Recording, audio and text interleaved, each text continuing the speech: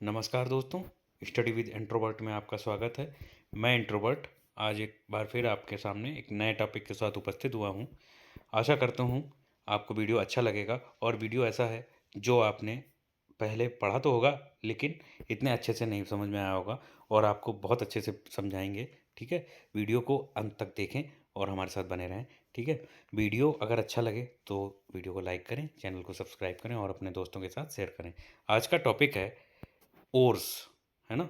Ores and metallurgy यानी अयस्क और धातु कर्म, इसके बारे में हम पढ़ेंगे। ओर्स के बारे में पढ़ेंगे, मेटलर्जी के बारे में पढ़ेंगे और प्रीवियस ईयर जो आरआरबी में क्वेश्चंस आए हुए हैं उनके बारे में हम समझेंगे। ठीक है, जो ऐसे क्वेश्चंस हैं जो प्रीवियस ईयर एग्जाम्स में आए हुए हैं और भावी एग्जाम्स जो आने वाले एग्जाम्स हैं उनके लिए बहुत ही महत्वपूर्ण क्वेश्चन है।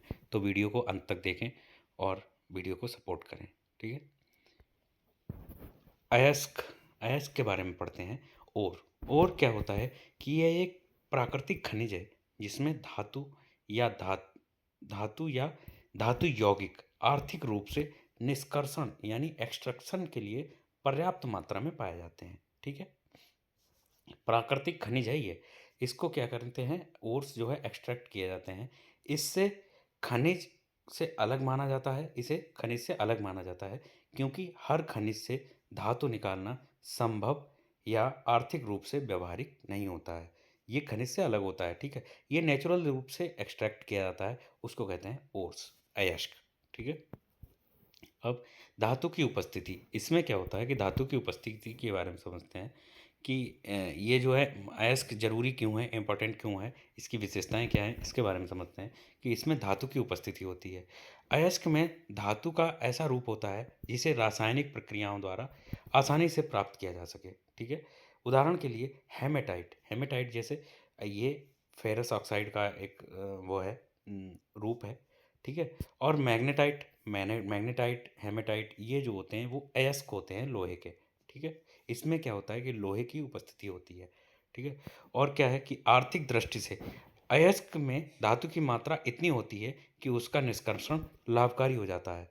कि ये जो है अयस्क जो है इतना महत्वपूर्ण हो जाता है, इसमें धातु उपस्थित इतना अच्छा होता है कि इसमें जो है आर्थिक मदद मिल जाती है और मतलब आर्थिक लाभ मिल जाता है इसके। ठीक है, अशुद्धियों की उपस्थिति होती है इसमें। अयस्क में अन्य अवांछित पदार्थ जैसे मिट्टी, सिलिका और अन्य खनिज मौजूद हो सकते हैं जिन्हें हटाने के लिए सांद्रण प्रक्रियाएं अपनाई जाती हैं।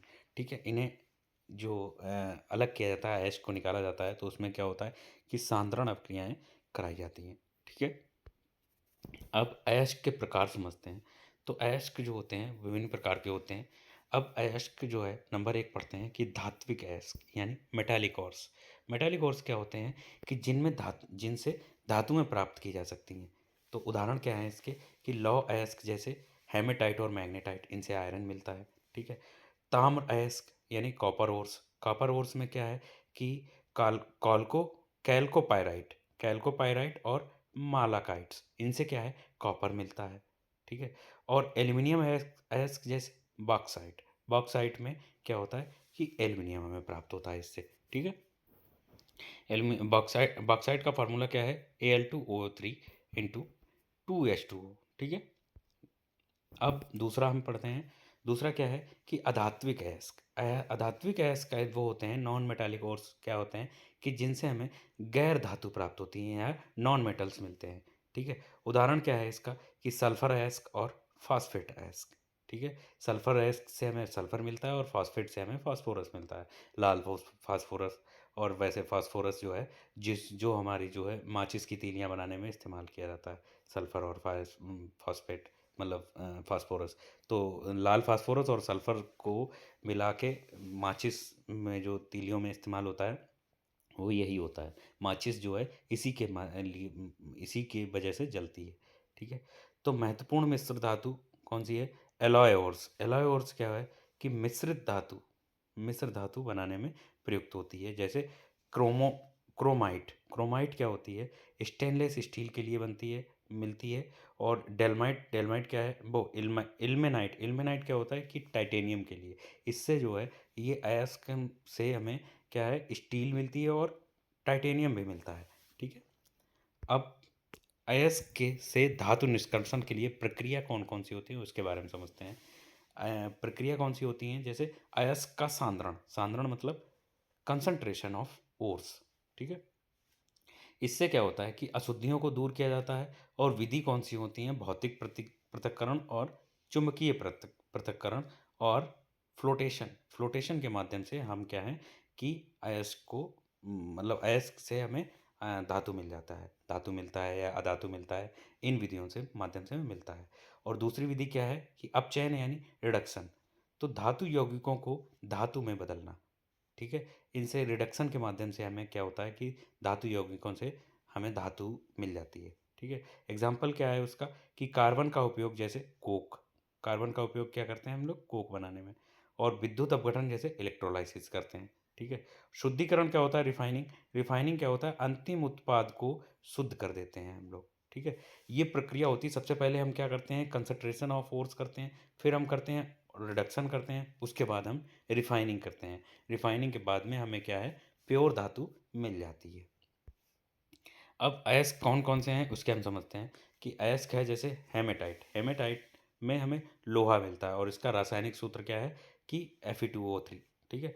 बॉक्साइट, बॉक्साइट एक अयस्क है जिससे हमें एल्यूमिनियम मिलता है और इसका फार्मूला है Al2O3 इंटू 2H2O, ठीक है। कैल्कोपायराइट, कैल्कोपायराइट से हमें तांबा मिलता है और इसका फार्मूला है CuFeS2, ठीक है। सिनेबार, सिनेबार का होता है, इससे हमें मिलता है मरकरी, मरकरी, मरकरी हमें किससे मिलती है, सिनेबार नामक अयस्क से मिलती है, ठीक है। ये हमें ध्यान रखना है, ये क्वेश्चन भी बनता है और हमने कई बार एग्जाम्स में इसको देखा भी है कि सिनेबार के बारे में पूछते हैं या मरकरी के बारे में पूछते हैं। तो मरकरी हमें सिनेबार से मिलता है या सिनेबार जो है वो मरकरी का अयस्क है, ठीक है। गैलेना, गैलेना से हमें सीसा मिलता है और इसका फार्मूला होता है PbS, ठीक है। गैलेना भी अयस्क है किसका, सीसे का। तो अब हम समझते हैं मेटलर्जी के माध्यम से। मेटलर्जी क्या है, मेटलर्जी एक ऐसा विज्ञान और कला है जो धातुओं और उनके यौगिकों के निष्कर्षण, प्रसंस्करण, गुणधर्मों और उपयोग का अध्ययन करता है। क्या क्या करता है ये, निष्कर्षण, प्रसंस्करण और गुणधर्मों का उपयोग, जो उनका अध्ययन होता है वो करता है मेटलर्जी, इसे कहता है मेटलर्जी, मेटलर्जी कहलाती है ये, ठीक है। यह प्राचीन काल से ही मानव सभ्यता का एक महत्वपूर्ण हिस्सा रहा है मेटलर्जी। प्राचीन काल में भी मेटलर्जी जो है वो उपयोग होती रही है, इसके बारे में हम एग्जाम्पल अभी देंगे, ठीक है।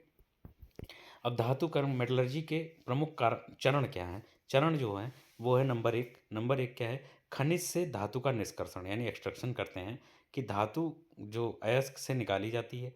इसमें मुख्य प्रक्रियाएं कैसे, धातु का सांद्रण यानी कंसंट्रेशन और रिडक्शन और फिर रिफाइनिंग। ये तो हम अभी बता ही चुके हैं कि कंसंट्रेशन पहले अयस्क से हम धातु कैसे निकालते हैं कि सबसे पहले कंसंट्रेशन किया जाता है, फिर किया जाता है रिडक्शन, उसके बाद में की जाती है रिफाइनिंग, तो हमें प्योर धातु मिल जाती है, ठीक है। अब उसके बाद में दूसरा प्रोसेस क्या है कि धातु का निर्माण किया जाता है यानी फैब्रिकेशन किया जाता है। फैब्रिकेशन में क्या है कि धातुओं को विभिन्न आकारों और वस्तुओं में ढालने के लिए प्रक्रियाएं अपनाई जाती हैं, जैसे ढलाई यानी कास्टिंग, रोलिंग, ठीक है, और फॉर्जिंग। फॉर्जिंग क्या होता है कि इसको हाई टेम्परेचर पे गर्म किया जाता है, ठीक है।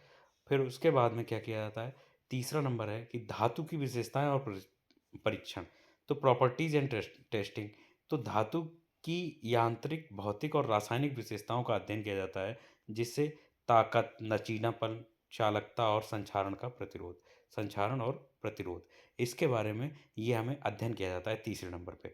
चौथे नंबर क्या है, धातु का मिश्र धातु निर्माण किया जाता है। चौथे धातु मतलब जो चौथा नंबर क्या है उसका कि मेटलर्जी में क्या किया जाता है कि एलॉय बनाया जाता है, ठीक, एलॉइंग की जाती है कि धातुओं को अन्य धातुओं या पदार्थों के साथ मिलाकर मिश्र धातु तैयार करना, जैसे स्टील, पीतल और कांसा बनाया जाता है, ठीक है। ये कहलाता है, ये पूरा प्रोसेस जो होता है वो मेटलर्जी के अंदर आता है, ठीक है। अब प्राचीन भारत में धातु कर्म का जैसे कौन सा है, इसके हम एग्जाम्पल समझते हैं, ठीक है। भारत में धातु कर्म का इतिहास वैदिक काल तक जाता है, वैदिक काल तक, ठीक है। इसमें क्या है कि लोहे, तांबे, सोने और चांदी जैसे धातुओं का उपयोग प्राचीन समय में औजार, हथियार, आभूषण और सिक्के बनाने में होता था। प्राचीन काल में हमने देखा है कि हमने सुना है, जैसे मतलब इतिहास में पढ़ा है, क्या है कि जो मतलब औजार होते थे वो लोहे के और चांदी, तांबे, सोने आदि के होते थे। ठीक है, आजकल तो बहुत ज़्यादा सोना बहुत महंगा हो गया है, वो सिर्फ आभूषण में ही काम इस्तेमाल होता है। पहले तो लोग मुकुट पहनते थे सोने का, ठीक है, वो भी एक आभूषण ही है, लेकिन पहले इतना ज़्यादा सोना ही होता था आदमी के पास। लेकिन अब क्या है कि बहुत कम हो गया है, मिनिमम मात्रा में। ठीक है, अब इसका उदाहरण क्या है कि दिल्ली का लौह स्तंभ, दिल्ली में लौह स्तंभ बना हुआ है। यह प्राचीन भारतीय धातु विज्ञान की उत्कृष्टता को दर्शाता है, जो जंग नहीं लगने के लिए प्रसिद्ध है। दिल्ली में एक लौह जो वो बना है, लौह स्तंभ है, वो कहाँ पे है? कुतुब मीनार में, कुतुब मीनार के पास में ही है। ठीक है, और वो शायद 80 फीट है, 80 फीट लंबा है, ऊंचा खड़ा हुआ है। उसमें क्या है कि उसमें जंग नहीं लगने के लिए वो प्रसिद्ध है। अभी तक वो मतलब प्राचीन भारत से अभी तक खड़ा हुआ है और उसमें जंग नहीं लगी है। वो भी एक जो है मेटलर्जी की वजह से एक तरीके का एलॉय है। ठीक है, और जिंक का निष्कर्षण, भारत में सबसे पहले जिंक के निष्कर्षण की विधि जो है विकसित की गई थी भारत में। ठीक है, अब हम क्वेश्चंस के माध्यम से समझेंगे कि जो क्वेश्चन प्रीवियस ईयर में आए हुए हैं इससे रिलेटेड, उसके बारे में समझिए, और जो आने वाले भविष्य में एग्जाम्स के लिए बहुत ही इंपॉर्टेंट क्वेश्चन है उनके बारे में समझते हैं। ठीक है, निम्नलिखित में से कौन सा एल्यूमिनियम का अयस्क है? ये क्वेश्चन है कि निम्नलिखित में से कौन सा एल्यूमिनियम का अयस्क है। तो एल्यूमिनियम किससे प्राप्त की जाती है? एल्यूमिनियम प्राप्त की जाती है किससे? बॉक्साइट से, अभी हम पहले बता चुके हैं। ठीक है, तो ऑप्शन ए मैन monazite, option B hematite, option C siderite, option D bauxite. तो एल्यूमिनियम धातु का प्रमुख अयस्क बॉक्साइट है। यह मुख्यतः एल्यूमिनियम ऑक्साइड, आयरन ऑक्साइड तथा अन्य अशुद्धियों से मिलकर बनता है, और बॉक्साइट अयस्क से बेयर प्रक्रम द्वारा शुद्ध एल्यूमिनियम प्राप्त किया जाता है। एल्यूमिनियम जो है विद्युत तथा ऊष्मा की अच्छी सुचालक और हल्की होती है। एल्यूमिनियम जो धातु है वो विद्युत तथा ऊष्मा की अच्छी सुचालक और हल्की धातु होती है। ठीक है, उड़ीसा उड़ीसा में स्थित नालको दुनिया की सबसे सस्ती एल्यूमिनियम बनाने वाली कंपनी है। कौन सी कंपनी है? नालको। मैलाकाइट, मैलाकाइट एक अयस्क है। वो किसका अयस्क है मैलाकाइट? तो ऑप्शन ए तांबा, option B manganese, option C magnesium, option D पारा। तो मैलाकाइट जो है वो तांबा का एक अयस्क है। ठीक है, एल्यूमिनियम धातु को केवल निम्नलिखित द्वारा निष्कर्षित किया जाता है। तो एल्यूमिनियम को कैसे मतलब एक्सट्रैक्ट किया जाता है उसके बारे में समझते हैं। ऑप्शन ए कटौती, ऑप्शन बी ऑक्सीकरण, ऑप्शन डी निस्तापन, ऑप्शन डी इलेक्ट्रोलाइसिस। तो एल्यूमिनियम एक रासायनिक तत्व है जो धातु रूप में पाया जाता है। एल्यूमिनियम का प्रमुख अयस्क जो है वो ऑक्साइड बॉक्साइट होता है। यह मुख्य रूप से एल्यूमिनियम ऑक्साइड, आयरन ऑक्साइड तथा अन्य अशुद्धियों से मिलकर बनता है। बेयर प्रक्रम द्वारा इन अशुद्धियों को दूर किया जाता है, जिससे सिर्फ एल्यूमिना यानी Al2O3 बच जाता है। जब क्या होता है कि बेयर प्रक्रम बनाने से प्रक्रिया की जाती है तो एल्यूमिना मिलता है, और एल्यूमिना से क्या होता है कि विद्युत अपघटन यानी इलेक्ट्रोलाइसिस द्वारा शुद्ध एल्यूमिनियम प्राप्त किया जाता है। तो कौन सी प्रोसेस है? वो है इलेक्ट्रोलाइसिस। ठीक है, नेक्स्ट नेक्स्ट क्वेश्चन इज निम्नलिखित में से किस अभिक्रिया का द्वारा उच्च प्रतिक्रिया वाली कौन सी जो है किस अभिक्रिया द्वारा उच्च प्रतिक्रिया वाली धातुओं को शुद्ध पिघले हुए अयस्क के से निष्कासन होता है? ठीक है, तो ऑप्शन ए उपयुक्त एजेंट द्वारा अपचयन, option B electrolysis, option C calcination, option D roasting. तो रसायन विज्ञान एवं निर्माण क्षेत्र में विद्युत अपघटन यानी इलेक्ट्रोलाइसिस उस प्रक्रिया को कहते हैं जिसके द्वारा किसी रासायनिक यौगिक में विद्युत धारा प्रवाहित करके उसके रासायनिक बंधों को तोड़ा जाता है। जैसे जल में विद्युत धारा प्रवाहित करने पर जल जो है वो H2 और O2 में विघटित हो जाता है। इसे जल की विद्युत अपघटन कहते हैं। ठीक है, जो जल है, जल को अगर इलेक्ट्रोलाइज करेंगे तो क्या होगा कि हाइड्रोजन और ऑक्सीजन में ये अलग अलग हो जाता है। ठीक है, तो राइट ऑप्शन क्या है कि इसका इलेक्ट्रोलाइसिस, इसमें क्या है शुद्ध जो है मटेरियल वो मिलता है। नेक्स्ट क्वेश्चन, गैलेना किसका अयस्क है? गैलेना, तो ऑप्शन ए सीसा, ऑप्शन बी तांबा, option C aluminium, option D लोहा। तो गैलेना जो है वो लेड का अयस्क है, यानी सीसा का अयस्क है। तांबा धातु के अयस्क कौन से हैं? तांबा धातु के अयस्क कौन से हैं? रूबी, कॉपर, क्यूपाइराइट, क्यूपाराइट, ठीक है, और कॉपर पाइराइट आदि। मैग्नेटाइट लोहा धातु का अयस्क होता है। और एल्युमिनियम का प्रमुख अयस्क जो होता है बॉक्साइट, कोरंडम, क्रायोलाइट और काओलिन, ठीक है। नेक्स्ट क्वेश्चन, इनमें से कौन सी कौन धात्विक खनिज नहीं है? ऑप्शन ए कोयला, option B bauxite, option C tin, option D nickel. तो इसमें से कौन सा धात्विक खनिज नहीं है, ऑप्शन समझते हैं। तो राइट ऑप्शन इज ए, कि जो पदार्थ धरातल से खोदकर निकाले जाते हैं उन्हें खनिज कहते हैं। और खनिज तीन प्रकार के होते हैं: धात्विक, अधात्विक और ऊर्जा खनिज, ठीक है। जिन खनिजों से धातुओं की प्राप्त होती है वे धात्विक खनिज कहलाते हैं, जैसे लौह अयस्क, मैग्नीज, तांबा, टिन, सोना, चांदी आदि, ठीक है। अधात्विक खनिज कौन से हैं? जिन खनिजों से धातुओं की प्राप्ति नहीं होती है वे अधात्विक खनिज कहलाते हैं, जैसे अभ्रक, लवण, सल्फर, ग्रेनाइट, संगमरमर आदि, ठीक है। अब ऊर्जा खनिज कौन से होते हैं? ऊर्जा खनिज जो होते हैं कोयला, पेट्रोलियम और प्राकृतिक गैस आदि। तो कोयला जो है वो ऊर्जा खनिज है, धात्विक खनिज नहीं है। नेक्स्ट क्वेश्चन, एल्यूमिनियम का सबसे महत्वपूर्ण अयस्क कौन सा है? और एल्युमिनियम का सबसे महत्वपूर्ण अयस्क जो है वो बॉक्साइट होता है, ठीक है। और बॉक्साइट का फार्मूला जो है वो Al2O3 इंटू 2H2O। एल्युमिनियम के अन्य जो अयस्क हैं वो हैं कोरंडम, फेल्सपार, क्रायोलाइट, एल्यूनाइट और काओलिन, ठीक है। नेक्स्ट क्वेश्चन, धातुओं के ऑक्साइड जैसी अशुद्धता युक्त धातुओं के ऑक्साइड जैसी अशुद्धता युक्त धातुओं के शुद्धिकरण के लिए कौन सी प्रक्रिया प्रयुक्त होती है?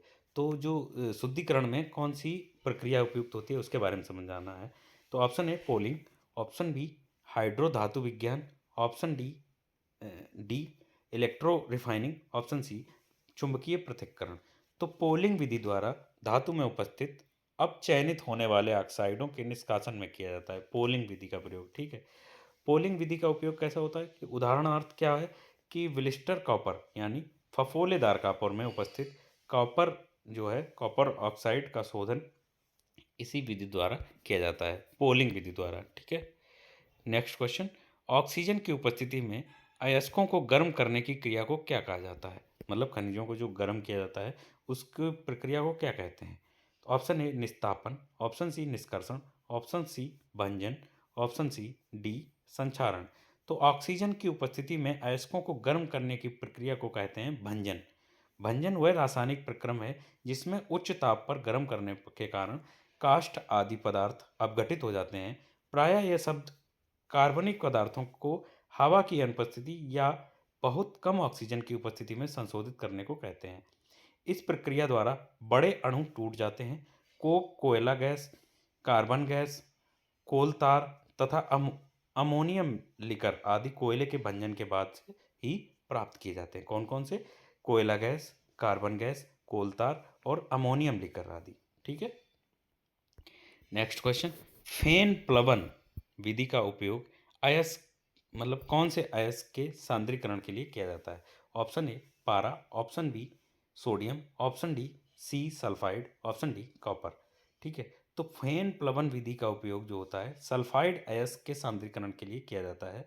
इस विधि के में एक बड़े बर्तन में यूकेलिप्टस या चीड़ का तेल और पानी भरकर उसमें बारीक पिसा हुआ अयस्क डालकर इसमें तेजी से हवा प्रवाहित की जाती है, जिससे सल्फाइड के कण झाग के रूप में पानी की सतह पर एकत्रित हो जाते हैं, जबकि जो मिट्टी होती है वो पेंदे में मतलब तरी में एकत्रित हो जाती है, ठीक है।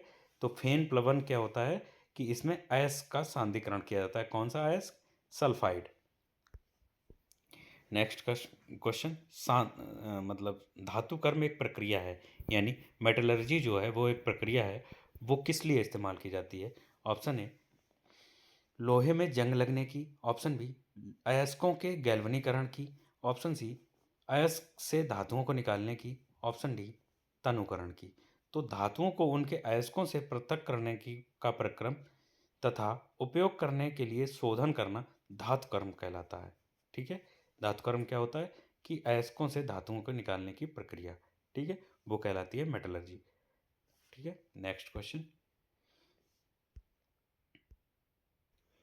अब इसमें क्या कह रहा है, नेक्स्ट क्वेश्चन ये है कि पारे का एक अयस्क है। तो पारे का अयस्क बताना, अभी हमने इसके बारे में चर्चा भी करी थी, तो हमने बताया था कि ये बहुत ही इंपॉर्टेंट क्वेश्चन है और बहुत बार देखने को भी मिला है ये। ठीक है, तो ये क्या है, पारे का अयस्क, option A hematite, option B magnetite, option C cinnabar, option D bauxite. तो पारा यानी Hg आवर्त सारणी के डी ब्लॉक का अंतिम तत्व है, इसका परमाणु क्रमांक 80 है। पारा मुक्त अवस्था में कभी कभी मिलता है। ठीक है, मुक्त अवस्था में कभी कभी भी मिलता है। इसका मुख्य अयस्क सिनेबार है, और सिनेबार का रासायनिक वो केमिकल जो है वो है फार्मूला क्या है कि HgS। सिनेबार को वायु में ऑक्सीकृत करने पर पारा मुक्त हो जाता है, मतलब ऑक्सीडेशन किया जाता है इसका। ठीक है, तब हमें पारा मिलता है। नेक्स्ट क्वेश्चन, निम्नलिखित में से कौन सा थोरियम का एक अयस्क है? थोरियम, ठीक है। Pitch, option A pitchblende, option B monazite, option C carnotite, option D tar torbern torbernite. ठीक है, तो option torbernite, option D is torbernite. तो थोरियम धातु की खोज जो है 1828 ईस्वी में ब्राजीलियन बर्जीलियस ने थोराइट अयस्क से की थी। अयस्क इसका कौन सा है? थोराइट। ठीक है, तो थोराइट अयस्क से की थी। मोनाजाइट इसका एक प्रमुख अयस्क है। थोरियम क्लोराइड को सोडियम के साथ निर्वात में गर्म करने पर थोरियम धातु मिलती है। ठीक है, संसार में मोनाजाइट का सबसे बड़ा भंडार भारत में केरल राज्य में है। तो थोरियम सबसे ज़्यादा कहाँ मिलता है? वो मोनाजाइट जो है वो है भारत में केरल में है। ठीक है, तो थोरियम जो का मेन प्रमुख अयस्क कौन सा है? वो है मोनाजाइट।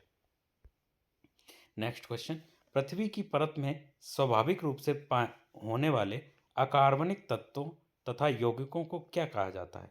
ऑप्शन ए धातु, ऑप्शन बी खनिज पदार्थ, ऑप्शन सी अयस्क, ऑप्शन डी फ्लक्स। ठीक है, तो पृथ्वी की परत में स्वाभाविक रूप से होने वाले अकार्बनिक तत्व या यौगिकों को खनिज कहा जाता है। खनिज वह पदार्थ हैं जो पृथ्वी के धरातल को खोद कर निकाला जाता है, जैसे लोहा, तांबा, मैग्नीज, अभ्रक, बॉक्साइट आदि। नेक्स्ट क्वेश्चन है, एल्युमिनियम के अयस्क को क्या कहा जाता है? एल्युमिनियम के अयस्क, एल्युमिनियम का अयस्क जो होता है वो है bauxite. Option A magnetite, option B मैकालाइट malachite, option C bauxite, option D hematite. तो एल्युमिनियम का अयस्क जो है वो है बॉक्साइट। मैग्नेटाइट जो है आयरन, जो लोहे का जो है उच्च कोटि का अयस्क है। ठीक है, मेलाकाइट जो है वो तांबा का है। हेमेटाइट है वो है आयरन का। नेक्स्ट क्वेश्चन, निम्न में से कौन सा लेड का अयस्क है? Option A pyrolusite, option B bauxite, option C galena, option D limonite. तो पारे का जो अयस्क है वो है गैलिना। गैलिना, ठीक है। एल्युमिनियम का है बॉक्साइट, क्रायोलाइट। शीशे का जो है वो लेड का वो है गैलिना। लोहे का है लिमोनाइट और सिडेराइट। मैग्नीज का है वो पायरोल्यूसाइट है। यूरेनियम का है पिच ब्लेंड। जिंक का है कैलेमाइन जिंक ब्लेंडे। और पारे का है सिनेबार। ठीक है, ये जो जो हमने वो बताए हैं अयस्क, है ना, इसके बारे में आप जो है पहले से थोड़ा सा याद कर लीजिएगा कि ये वाले अयस्क देखने को आपको मिलेंगे, ये आप याद कर लेना। ठीक है, इनको एक बार देख लेना, ये अयस्क बहुत ही इंपॉर्टेंट है और आने वाले एग्जाम्स में ये पूछे जा सकते हैं। ठीक है, तो इनको ध्यान रखिएगा। नेक्स्ट क्वेश्चन है, इनमें से कौन सा एक ताम्र अयस्क है? ताम्र मतलब कामे, वो कॉपर का। ठीक है, option A hematite, option B magnetite, option C malachite, option D chromite. ठीक है, तो ताम्र का अयस्क कौन कौन से होते हैं? वो हैं मैकालाइट, क्यूप्राइट और कॉपर पायराइट। आयरन का अयस्क है लिमानाइट, हेमेटाइट, मैग्नेटाइट, आयरन पायराइट। और जिंक का है zincite, calamine, zinc blende. Sodium का अयस्क है साधारण नमक, चिली, साल्टपीटर और बोरेक्स। ठीक है, ये अयस्क हमें ध्यान रखने हैं और जो आने वाले एग्जाम्स में बहुत ही महत्वपूर्ण है। नेक्स्ट क्वेश्चन है कि सल्फाइड के अयस्क को अतिरिक्त वायु का उपस्थिति में अत्यधिक गर्म करके ऑक्साइड में परिवर्तित किया जाता है। ये प्रक्रिया क्या कहलाती है? ये प्रक्रिया अभी हम बता चुके हैं, ये प्रक्रिया कहलाती है भंजन। ठीक है, ऑप्शन ए ज्वलन, ऑप्शन बी प्रज्वलन, ऑप्शन सी तापन, ऑप्शन डी भर्जन। तो सल्फाइड के अयस्कों को अतिरिक्त वायु की उपस्थिति में अत्यधिक गर्म करके ऑक्साइड में परिवर्तित किया जाता है। यह प्रक्रिया भर्जन यानी रोस्टिंग कहलाती है। ठीक है, वीडियो में आज के लिए बस इतना ही, और वीडियो को अंत तक देखने के लिए धन्यवाद। वीडियो अगर अच्छा लगे हो तो वीडियो को लाइक करें, चैनल को सब्सक्राइब करें और अपने दोस्तों के साथ शेयर करें। कृपया वीडियो को सपोर्ट करें और चैनल को अपने दोस्तों के साथ शेयर करें। ठीक है, थैंक यू।